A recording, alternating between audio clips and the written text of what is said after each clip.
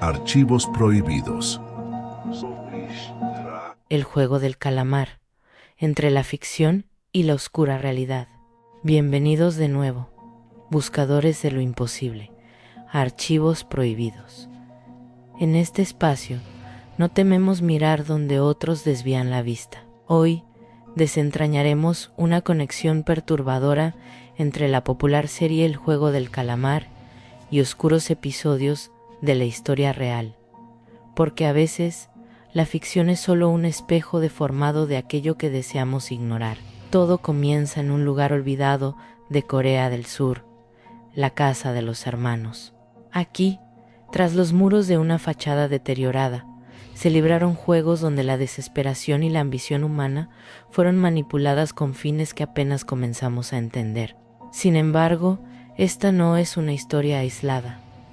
Acompáñenme mientras trazamos una línea entre este enigma y experimentos reales llevados a cabo en Alemania y Japón, remontándonos incluso a los ecos de la Roma antigua. La casa de los hermanos. Tras la guerra de Corea, el país se sumió en una pobreza devastadora.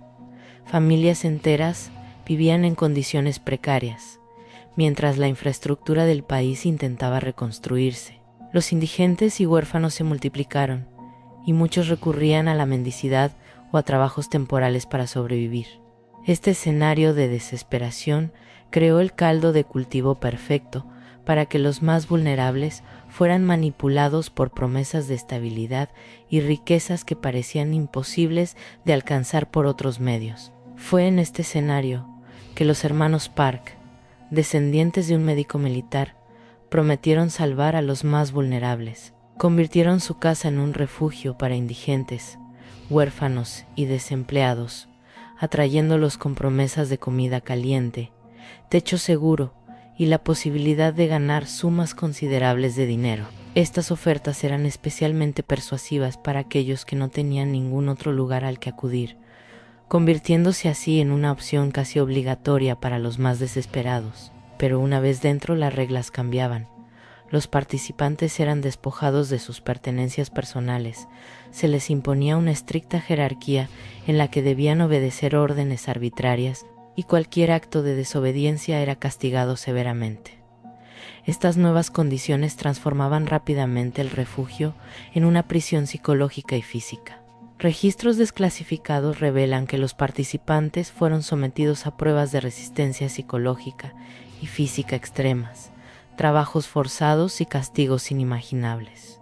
Las promesas de riqueza eran reales, pero también lo eran las consecuencias mortales para quienes no lograban superar los juegos. Los organizadores, según documentos encontrados, justificaban estas pruebas extremas como un estudio revolucionario sobre los límites de la naturaleza humana bajo presión extrema. A menudo presentaban sus intenciones como altruistas, asegurando que los resultados ayudarían a diseñar estrategias de supervivencia para tiempos de crisis. Sin embargo, hay indicios de que estas declaraciones eran una fachada para ocultar intereses más oscuros, como la obtención de poder y control sobre los participantes. Los participantes eran vestidos con uniformes muy similares a los de la serie en diseño y color, y se les asignaban números en lugar de nombres para despersonalizarlos. Dejaban de ser una persona para pasar a ser un número, tal como en la serie.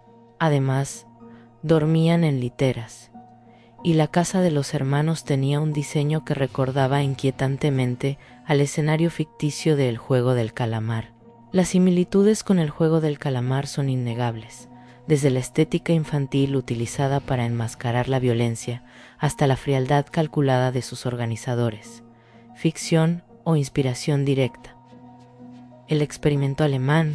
No muy lejos de este oscuro episodio, Alemania fue testigo de un experimento que buscaba explorar la dinámica del poder en situaciones de encierro. Inspirado en el famoso experimento de Stanford, este proyecto dividía a voluntarios en dos grupos, prisioneros y guardias. Los investigadores seleccionaron un edificio que simulaba una prisión real, con celdas estrechas y un área común diseñada para reforzar el sentimiento de encierro. Los guardias recibieron uniformes y gafas de sol para despersonalizar sus acciones, mientras que los prisioneros llevaban trajes idénticos numerados, simbolizando la pérdida de su identidad. Esta atmósfera cuidadosamente construida contribuyó a que las dinámicas de poder y sometimiento emergieran rápidamente. Lo que comenzó como una simulación pronto degeneró en abusos que revelaron lo peor de la naturaleza humana. Los guardias sometieron a los prisioneros a castigos humillantes, como obligarlos a realizar ejercicios físicos extremos hasta el agotamiento, privarlos de sueño y exponerlos a insultos constantes. En algunos casos, los prisioneros fueron obligados a permanecer en posiciones incómodas durante horas o a realizar tareas degradantes, lo que exacerbó su sufrimiento psicológico y físico.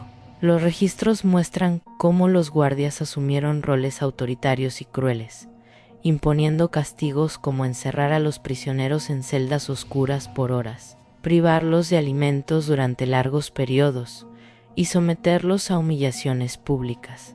Uno de los participantes que asumió el rol de guardia declaró posteriormente: «Cuando me miré al espejo después de todo lo que hice, no reconocí al monstruo en el que me había convertido». Esta confesión revela el profundo impacto psicológico que el experimento tuvo no solo en los prisioneros, sino también en quienes ejercían el poder. Los prisioneros, por su parte, comenzaron a mostrar signos de colapso emocional. Lloraban incontrolablemente, se negaban a cumplir las órdenes por desesperación y, en algunos casos, imploraban ser liberados del experimento. Estas reacciones ilustran la magnitud del impacto psicológico que sufrieron. El experimento fue interrumpido debido a la violencia extrema, que incluso resultó en la pérdida de vidas humanas, según informes que posteriormente suscitaron debates éticos en la comunidad científica, pero no antes de dejar una cicatriz indeleble en la historia de la psicología. ¿Acaso no refleja este experimento la estructura jerárquica y despiadada de los juegos presentados en la serie coreana? Nasubi y el Truman Show japonés. En Japón, a finales de los años 90, un joven cómico llamado Nasubi fue engañado para participar en un programa televisivo sin su consentimiento. Encerrado en un pequeño apartamento, debía sobrevivir ganando premios en sorteos por correo. Estos sorteos requerían que Nasubi llenara miles de formularios diarios, con la esperanza de obtener productos básicos como alimentos o artículos de higiene personal. Los premios eran entregados de manera irregular, lo que aumentaba la tensión y la incertidumbre, obligándolo a pasar días enteros sin comida o bajo condiciones insalubres mientras intentaba mantener la esperanza.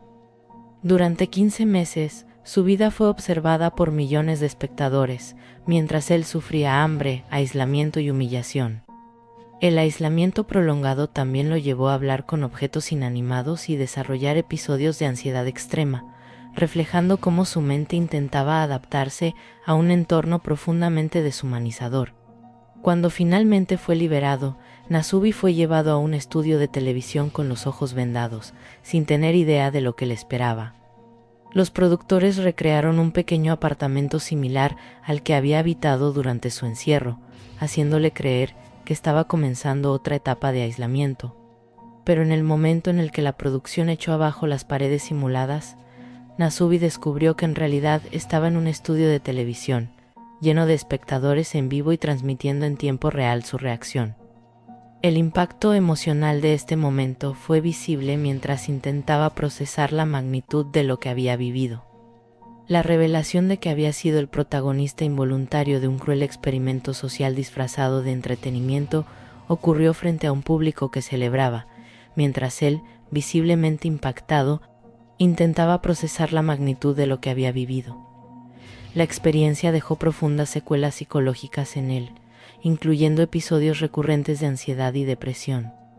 Nasubi ha descrito cómo la exposición prolongada al aislamiento y la humillación afectaron su capacidad para confiar en otras personas y reintegrarse a la vida cotidiana. Incluso tras su liberación, enfrentó dificultades para reconstruir su carrera como cómico, ya que el estigma de su experiencia seguía presente en la percepción del público. Pero también planteó preguntas inquietantes. ¿Hasta dónde estamos dispuestos a llegar por fama, dinero o poder? y que nos lleva a encontrar placer en observar el sufrimiento ajeno. Los ecos del circo romano. Estos episodios modernos no son tan diferentes de los espectáculos que ofrecían los circos romanos. En el Coliseo, gladiadores y esclavos luchaban por sus vidas mientras miles de personas vitoreaban desde las gradas. La vida y la muerte eran convertidas en entretenimiento, alimentando una cultura que encontraba gozo en la tragedia ajena. La Casa de los Hermanos, el experimento alemán y el caso de Nasubi no son más que variaciones modernas de este mismo impulso primitivo. La tecnología y el progreso no han cambiado nuestra naturaleza, solo han sofisticado los escenarios en los que exhibimos nuestra fascinación por la violencia. Una mirada al abismo. Buscadores de lo imposible, al final de este recorrido solo queda una pregunta: ¿qué nos motiva a convertir el sufrimiento ajeno en un espectáculo? Desde los juegos mortales en Corea del Sur, pasando por los experimentos psicológicos en Alemania, hasta los crueles programas de televisión en Japón, la humanidad parece incapaz de resistirse a este morboso impulso. La respuesta podría estar en nosotros mismos. Mientras buscamos la verdad en estos archivos, tal vez debamos mirar también hacia nuestro interior. Porque, como dijo Nietzsche, quien con monstruos lucha debe cuidarse de no convertirse también en un monstruo. Si este archivo despertó tus pensamientos, no olvides suscribirte, activar la campanita y compartirlo. Nos vemos en el próximo Misterio de Archivos Prohibidos.